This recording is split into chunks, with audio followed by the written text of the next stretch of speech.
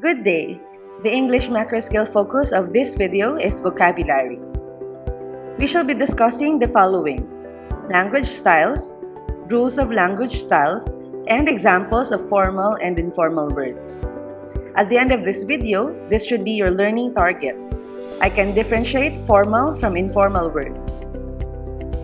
When you speak or write something, you most likely vary your words according to the situation, your purpose, and your intended audience. For example, you probably speak differently with your teacher than with your close friends. In order to convey your message well and to avoid misunderstanding, it is important to know the different language styles and when to use it. There are two language styles, namely formal language and informal language.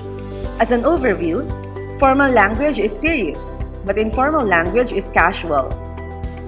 Also, formal language is very impersonal because there should be a separation line between the speaker and the receiver of the message.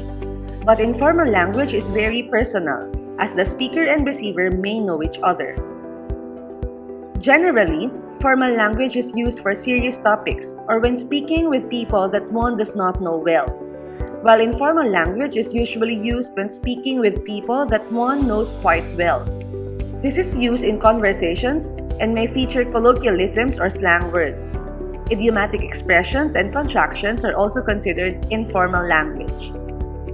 Moreover, in writing, formal language is used with an objective style. So, the text is usually written in the third-person point of view. For example, the writer, the author, the researcher, and many more. The use of personal pronouns are discouraged. On the other hand, informal language uses slang or colloquialisms. The text is usually written in first-person point of view to establish a personal connection. Therefore, the pronouns I, we, us, they may be used. Let's read the two examples below and try to identify which one uses a formal language and which uses informal language. It has come to the administration's attention that many students are tardy to class. It has been suggested that students who incur more than 5 instances of tardiness in a month may be required to render community service. The administration noticed that many students come to class late. They then came up with the idea that students who are late for more than 5 times each month should do a community service. The first example makes use of formal language. It is likely to be used by members of the administration as they make announcements regarding the issue. Now, the second example makes use of informal language. It is likely to be used by students or other individuals when talking about or describing the matter in casual situations. Of course, to better convey our message, we also need to be aware of several rules of language styles. The rules differ according to the situation.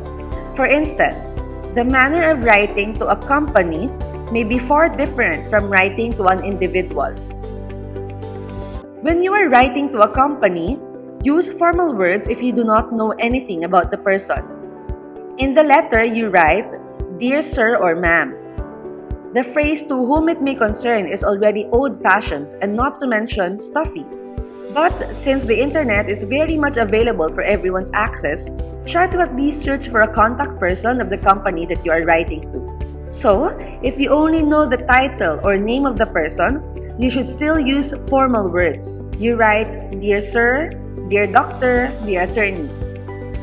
Now, if you are writing to a person and you know the name of the person and have already exchanged greetings in the past, you may use semi-informal words.